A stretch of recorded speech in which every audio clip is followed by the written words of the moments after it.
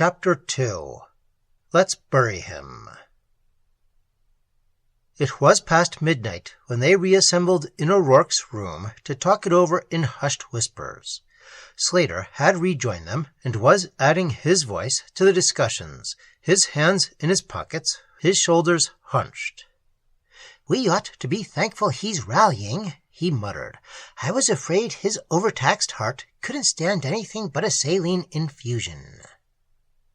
"I'd have given him the hemorrhage emergency treatment," agreed Cummings.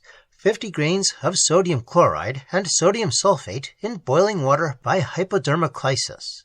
Pumping all that blood into him was risky as hell, but I suppose heroic measures are sometimes justified. "Stockwell says he was almost drained, and Stockwell ought to know. He stained more leukocytes than any bloodhound in America." "Still the shop talk," interjected Limerick.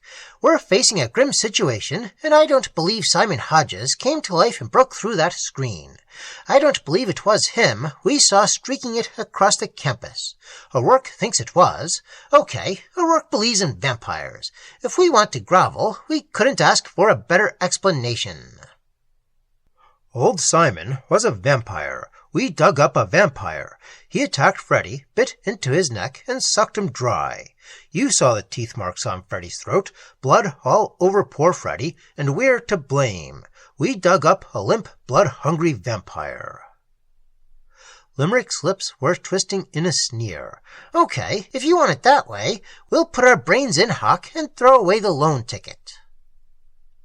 "Limerick," said O'Rourke, his voice strained, "you've got to listen. I'm appealing to you not as a student of medicine, remember. I'm just a run-of-the-mill guy who has done a lot of reading on his own. I've read books you've never heard about, by writers with a lot of sound scholarship behind them. Plenty of educated people believe in vampires today. There's an English scholar named Summers who cites hundreds of cases of vampirism in the 20th century. A few of them have come under his own personal observation. He believes in vampires, ghouls, werewolves, and incubi. You can't laugh away the findings of a man like that. He's got more on the ball than any prof in this college. When I read his 600-page books for the first time, it was as though a 100-ton weight had descended on my brain." "Yeah, and crushed it," sneered Limerick. "What do you take us for? It's easy to understand why that sort of tripe was taken seriously in the Middle Ages. People had nothing better to do than sit around and wait for something to happen." "Perhaps someone was spying on us when we dug Simon up," hazarded Cummings. "Perhaps he tried to scare the hell out of us by stealing the corpse and turning our little joke against us. I wouldn't put it past a couple of seniors I know."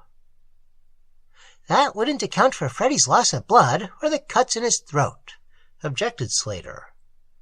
"Stockwell says that Freddy was anemic," buttressed Limerick. "He was treating Freddy for a mild oligocythemia. How do we know he lost so much blood? Maybe he cut himself while shaving or something." Cummings was pacing the room. "All this is getting us nowhere," he muttered. "It isn't far to the cemetery. I move we adjourn to Simon Hodges' grave." There was a chorus of assents. "Maybe Simon has come home to roost." "Yeah, whoever snatched him may have put him back. We'd better take our spades along, just in case." Returning to the cemetery was a nightmare ordeal to O'Rourke. His companions seemed to share his forebodings, for they approached Simon Hodges' grave in complete silence. Their heavy brogues made a crunching sound as they plodded over the black, moldy earth.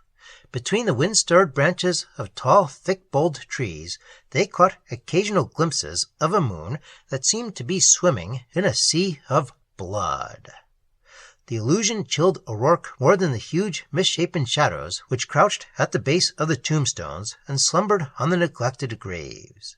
He knew that it wasn't the redness of approaching dawn which glimmered between the branches, but that mysterious, inexplicable ruddiness which the sky sometimes assumes in the small hours, when the moon is gibbous and the night wanes. Their thoughts were sloping down into terror-haunted depths when they arrived at the grave and halted before Simon Hodges' coffin. The coffin was still standing beside the grave where they had left it, but it was no longer open, and it was no longer empty. Protruding from one corner of the stained pine-board casket was a pale, claw-like hand. "God!" shrieked O'Rourke, his neck hairs rising in terror. Limerick dropped his spade and took a swift step backwards. Slater and Cummings stood rooted, their eyes wide and staring. The coffin was unevenly sprinkled with fresh earth. A crude mound had been built up on one side of it, and part of the heaped earth had spilled over on the closed lid. O'Rourke was ghastly pale. He must have crawled back himself," he moaned. Cummings' hands had gone to his face as though to shut out the sight.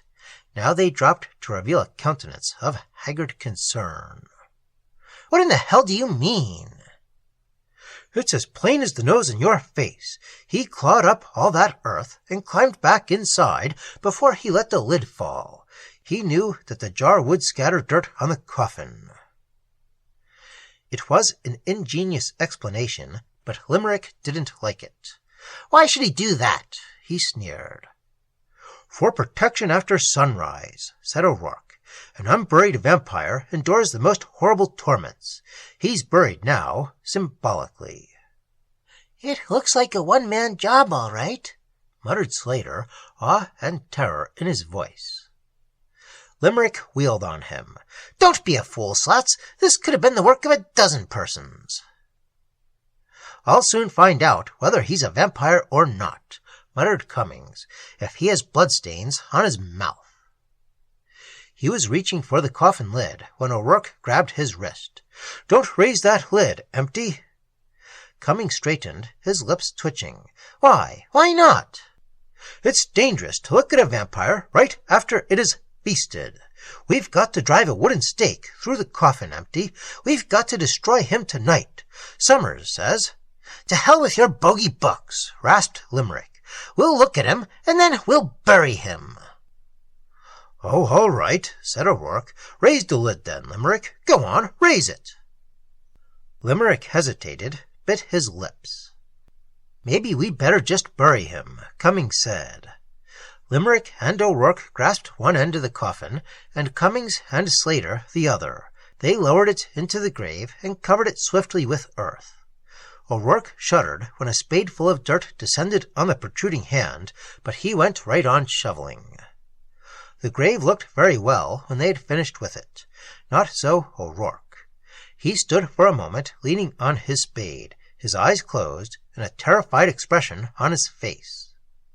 Suddenly he shuddered and stared across the grave at Cummings. "We're standing on the grave of a sated vampire," he said. "I can feel it tugging at my heart. There's a coldness under my heart and—" "Oh, nuts!" sneered Limerick. "I'm going to hit the hay. I'm not afraid of little boy things that go bump in the night."